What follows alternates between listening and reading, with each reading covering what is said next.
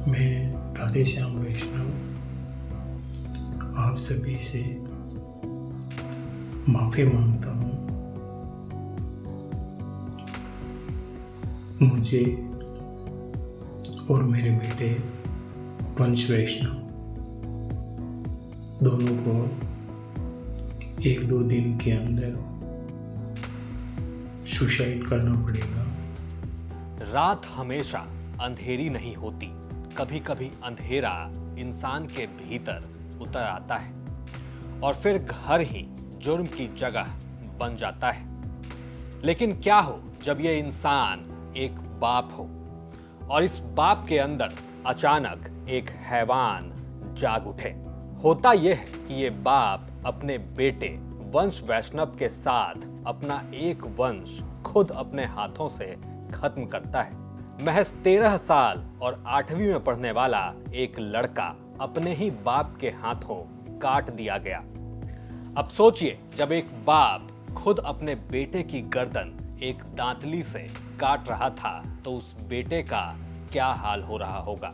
ठीक वैसी ही दांतली जो कल आपने बीकानेर रेप कांड के आरोपी के हाथों में देखी। खैर, अब पहले आप खुद उस बाप की जुबानी सुनिए जिसने ये कांड किया है। मैं राधे श्याम वैष्णव आप सभी से माफ़ी मांगता हूँ। मुझे और मेरे बेटे वंश वैष्णव दोनों को 1-2 दिन के अंदर सुसाइड करना पड़ेगा, जिसके जिम्मेदार होंगे मेरी पत्नी, मेरा बड़ा बेटा सेठू वैष्णव, मेरी बच्ची रवीना वैष्णव, मेरे ससुरा जी। इसे कबूलनामा कहें, सफाई या फिर कोई मजबूरी, ये आप बताइए। लेकिन राधे श्याम वैष्णव के कांड ने आज भीलवाड़ा में लोगों की रूह कपा दी। ये कांड हुआ है भीलवाड़ा जिले के बड़लियास थाना क्षेत्र के बड़ला गांव में, और यहाँ जिस हाथ ने कभी उंगली पकड़कर चलना सिखाया था, उसी हाथ ने आज बेटे का गर्दन काट दिया। लेकिन इसके बाद वो बाप राधे श्याम भी नहीं रहा।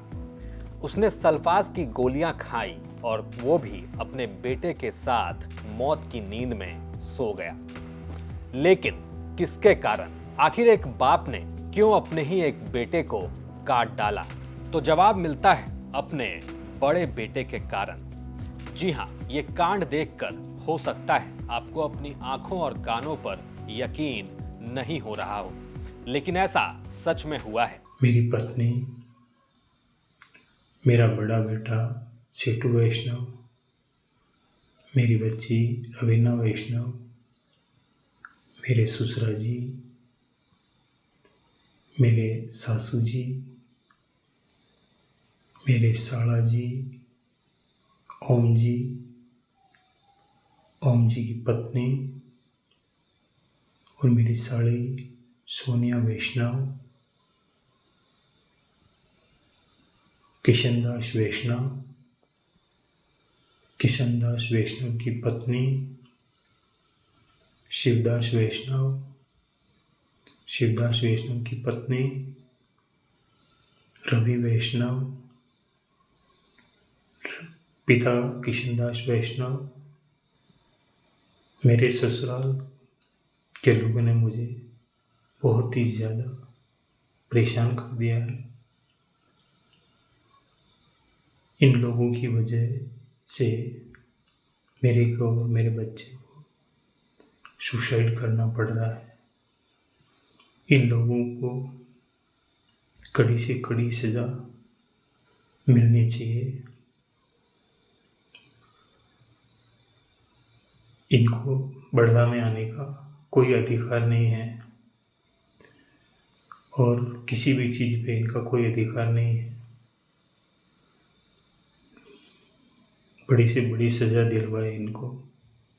माफ़ी चाहता हूँ। मैं आप सभी से माफी मांगता हूं। मुझे और मेरे बेटे वंश वैष्णव को 1-2 दिन के अंदर अपनी जान देनी पड़ेगी और इसके जिम्मेदार होंगी मेरी पत्नी, मेरा बेटा चेटू वैष्णव, मेरी बेटी रवीना वैष्णव, मेरे ससुर जी, मेरी सासू माँ, मेरा साला और लगभग पूरा परिवार।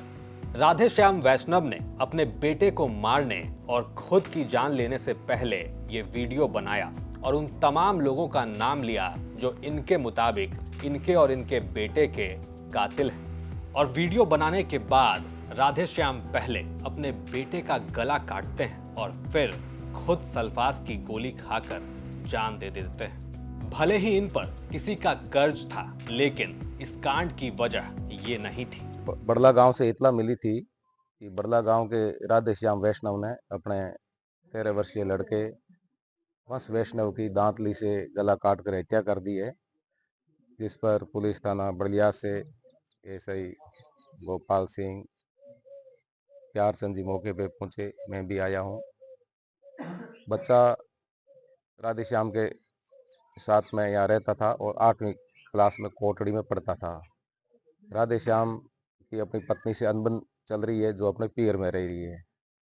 अभी फॉरेंसिक्स टीम को बुलाया है और पोस्टमार्टम की कार्रवाई करेंगे। मेडिकल बोर्ड से भी पोस्टमार्टम करवाएंगे। पिता की हालत कैसी? पिताजी ने भी सेल्फोस की गोलियां खा ली है, जिसको गांव वालों ने महात्मा गांधी हॉस्पिटल भीलवाड़ा में भर्ती करवाया था, जिसकी अब सूचना मिली है कि जहर इलाज मृत्यु हो गई। वीडियो में राधेश्याम की आवाज कांप रही थी, लेकिन इनका इरादा पक्का था। लेकिन सवाल यही है कि आखिर राधेश्याम ने ऐसा किया क्यों? टूटा हुआ परिवार, पत्नी पहले से ही पीहर में रह रही थी, ये बेटे के साथ अकेले कोटरी में रह रहे थे। घर में तनाव था, रिश्तों में दरार थी और शायद भीतर एक तूफान पल रहा था और इस तूफान की किसी ने नहीं सुनी। लेकिन कर्ज तो चुकाया जा सकता था, झगड़े भी सुलझाए जा सकते थे, लेकिन क्या एक बच्चे की सांस अब कभी भी लौट पाएगी? और सवाल ये भी कि आखिर हमारे रिश्ते मरते क्यों जा रहे हैं? क्यों लखनऊ में एक बेटे ने अपने ही बाप को काट डाला और क्यों भीलवाड़ा के एक बाप ने अपने ही बेटे को मौत की नींद सुला दी? भीलवाड़ा से ये खबर थी हमारे संवाददाता प्रमोद तिवारी की। आप देख रहे थे क्राइम सीन। साथ ही राजस्थान की तमाम खबरों के लिए आप देखते रहिए राजस्थान तक।